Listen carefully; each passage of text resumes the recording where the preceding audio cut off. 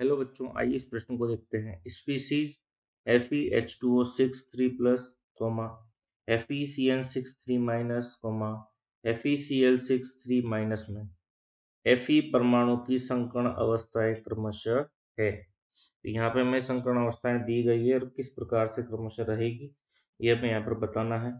तो हमारा जो प्रश्न है उसकी जो मुख्य अवधारणा है,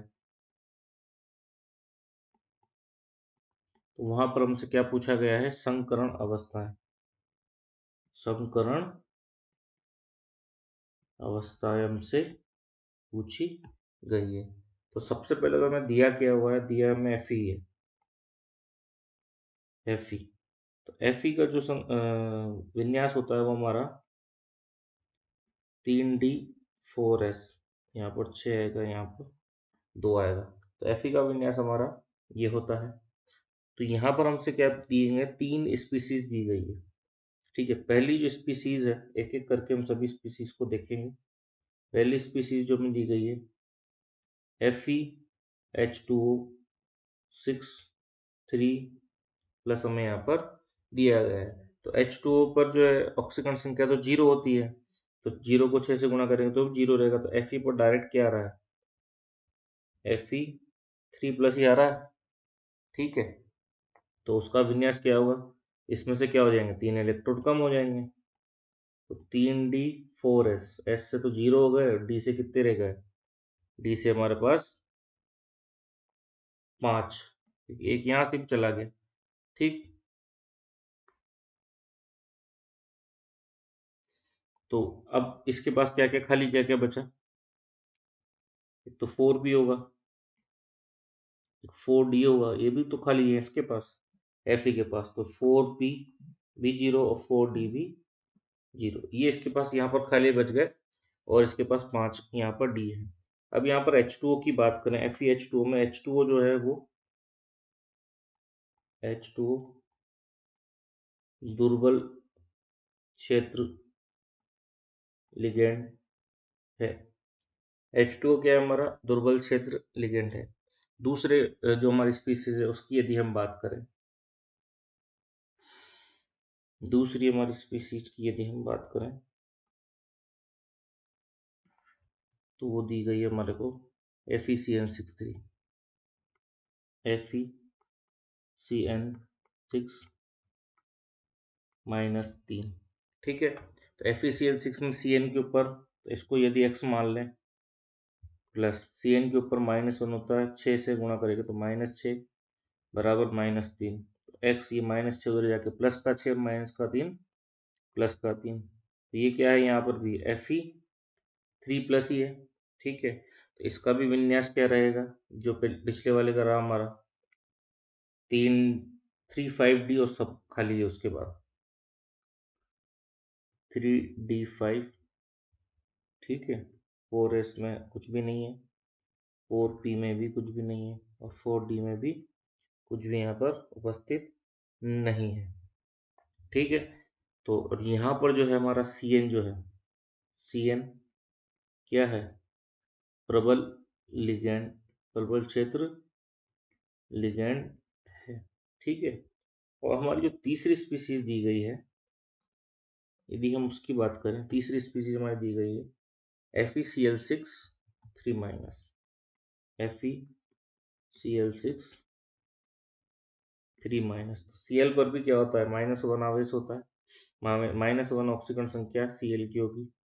तो ये Fe को या तो Fe रहना, तो या x मान लेते हैं, इसकी ऑक्सीकरण संख्या क्या है, x है, प्लस Cl की कितनी है, -1 × 6 बराबर -3, वहाँ पर दिया गया। तो x -6 बराबर -3, x बराबर +3। तो यहाँ पर भी जो है स्पीसीज क्या है, Fe3+ ही है।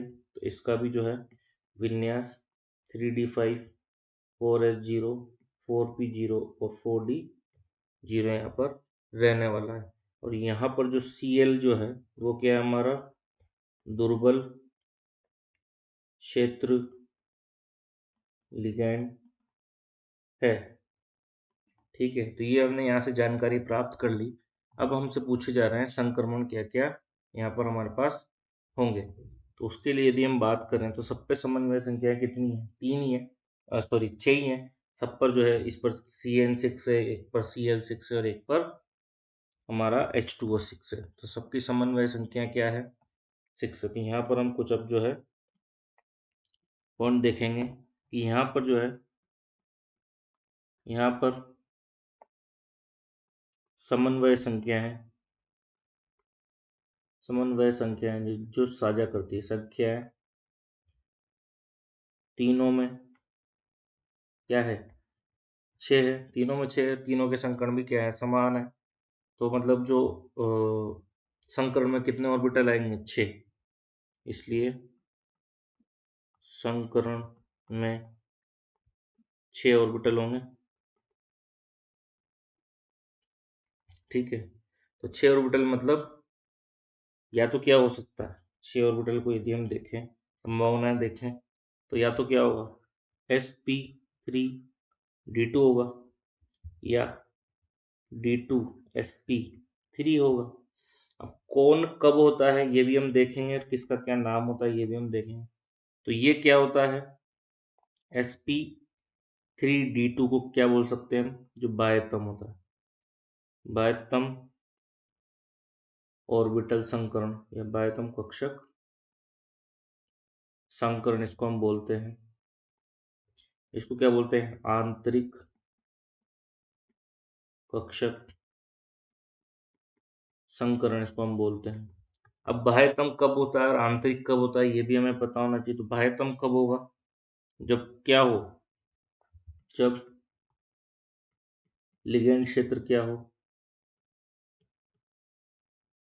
दुर्बल हो। जब लिगेंड क्षेत्र दुर्बल होता है तो कौन सा संकरण होगा? बाह्यतम। और जब लिगेंड क्षेत्र क्या हो, जब लिगेंड क्षेत्र क्या हो, प्रबल हो, तो क्या होगा? आंतरिक कक्षक संकरण होगा।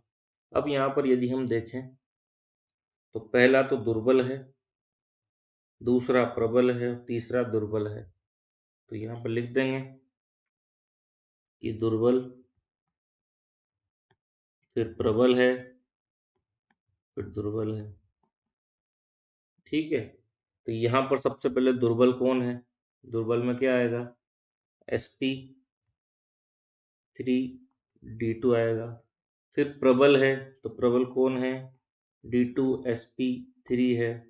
फिर दुर्बल है, तो दुर्बल में कौन है? sp3d2 है। तो ये हमारा जो है सही उत्तर होने वाला है क्रमांक, क्योंकि वहां पर हमसे पूछा गया है कि जो क्रमशः संख्या है, क्रमशः मतलब एक के बाद एक, पहले इसकी, दूसरी इसकी, तीसरी इसकी। तो यहाँ पर क्या क्या देखो, सबसे पहले हमारे पास क्या आया था उत्तर में? sp3d2, फिर d2sp3, फिर d2, फिर sp3d2।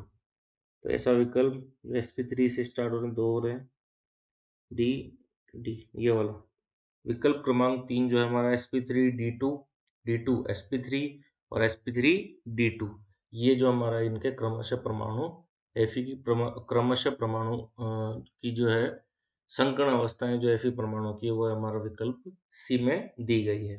आशा करता हूँ प्रश्न आपको अच्छे से समझ आया होगा। धन्यवाद।